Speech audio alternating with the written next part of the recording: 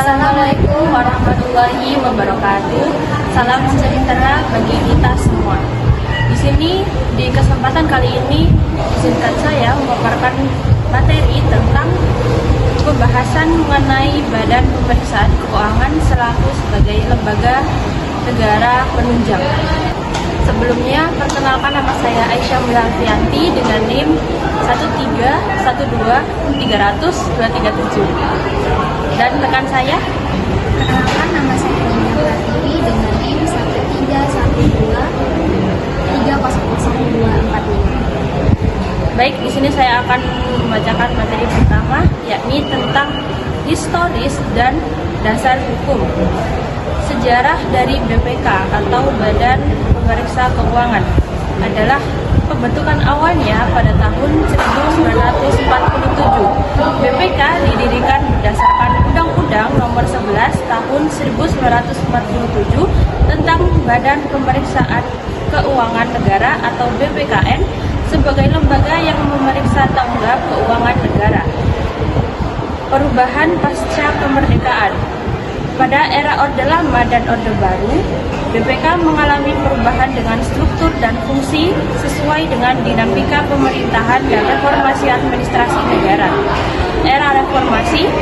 Setelah reformasi 1998, fungsi BPK dikuatkan melalui amandemen Undang-Undang Dasar 1945, khususnya pasal 23E yang dimana menegaskan bahwa BPK sebagai lembaga pemeriksa keuangan negara yang independen. Reformasi hukum.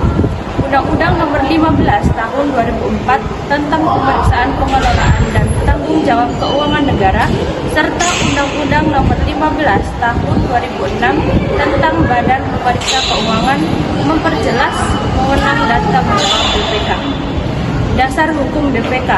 Pertama, Undang-Undang Dasar 1945 Pasal 23E, 23F, dan 23Q mengatur keberadaan BPK sebagai badan pemeriksa yang bebas dan mandiri yang bertugas memeriksa pengelolaan dan tanggung jawab keuangan negara.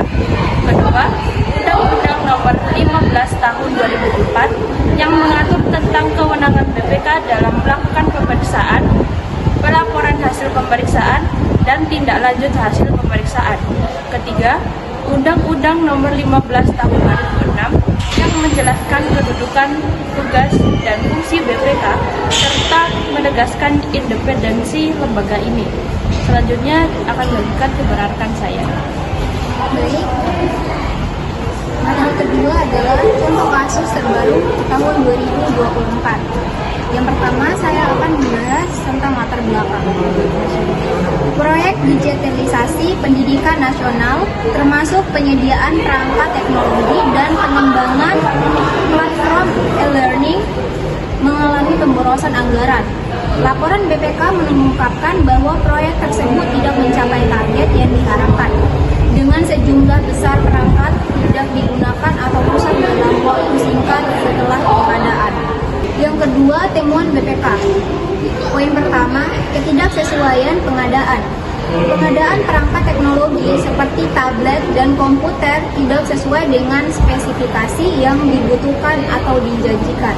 Poin kedua, masalah pengelolaan. Ada kelemahan dalam pengelolaan proyek, termasuk pelatihan guru yang tidak memadai dan dukungan teknis yang buruk. Poin ketiga, yaitu yang terakhir, kerugian negara. Laporan BPK mengidentifikasi potensi kerugian negara sebesar 250 miliar akibat pemborosan dan ketidakefisienan dalam proyek tersebut. Poin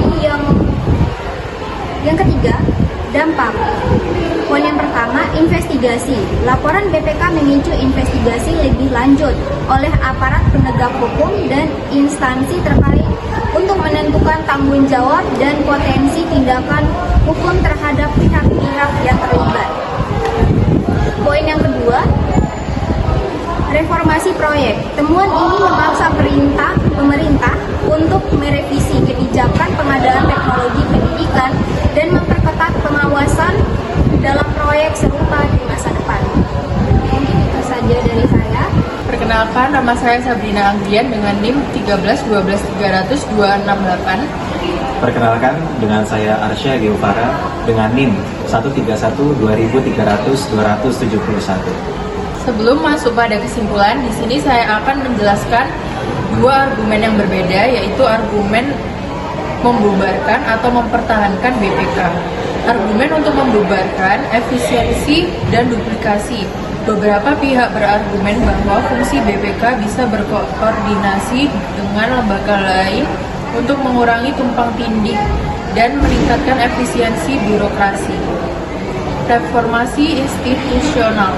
Ada yang percaya bahwa mengintegrasikan fungsi pemeriksaan ke lembaga lain atau menciptakan lembaga baru dengan pendekatan yang lebih modern dan dapat memperbaiki sistem pengawasan keuangan negara. Yang kedua, argumen untuk mempertahankan independensi dan spesialisasi, yaitu BPK memiliki status independen yang vital untuk memastikan tidak adanya intervensi dalam proses audit. Keahlian BPK dalam pemeriksaan keuangan negara sulit untuk ditiru oleh lembaga lain. Yang pertama, pengungkapan kasus. BPK telah berhasil mengungkap berbagai kasus penyimpangan keuangan yang signifikan, seperti dalam proyek digitalisasi pendidikan. Ini menunjukkan peran penting BPK dalam menjaga transparansi dan akuntabilitas keuangan negara. Kedua, perbaikan dan peningkatan. Alih-alih membubarkan, memperkuat BPK melalui reformasi internal, peningkatan kapabilitas teknis, dan penguatan independensi akan lebih efektif untuk memajukan sistem pengawasan keuangan negara. Baik, selanjutnya akan saya lanjutkan. Pada kesempatan kali ini saya selaku pembicara keempat yang akan menyampaikan poin kesimpulan. Dari pemaparan materi yang setelah sebelumnya disampaikan oleh kelompok kami, maka dapat kelompok kami simpulkan atau kami nyatakan bahwasanya kelompok kami menyatakan argumen mempertahankan, yang dimana dengan mempertahankan dan memperkuat peran BPK beserta kapabilitasnya merupakan langkah yang lebih bijak, teman-teman semua. Kemudian BPK juga telah membuktikan perannya dalam mengungkap dan mengatasi berbagai kasus penyimpangan kekurangan. Contohnya seperti pemborosan anggaran pada proyek digitalisasi pendidikan yang dilakukan pada tahun 2023 akhir. Kemudian dengan perbaikan struktural maupun peningkatan transparansi dan koordinasi yang lebih baik dengan lembaga lainnya, maka BPK sendiri dapat terus memainkan peran krusial dalam menjaga akuntabilitas dan efisiensi pengelolaan keuangan negara. Hal ini sangat penting untuk memastikan bahwa sumber daya negara digunakan secara efektif dan efisien, serta memberikan manfaat yang maksimal bagi masyarakat ke depannya. Baik, saya harap apa yang telah kelompok kami sampaikan cukup sekian. Harapannya adalah semoga apa yang telah kelompok kami sampaikan dapat dipahami dan bermanfaat untuk semuanya. Saya akhiri. Wassalamualaikum warahmatullahi wabarakatuh.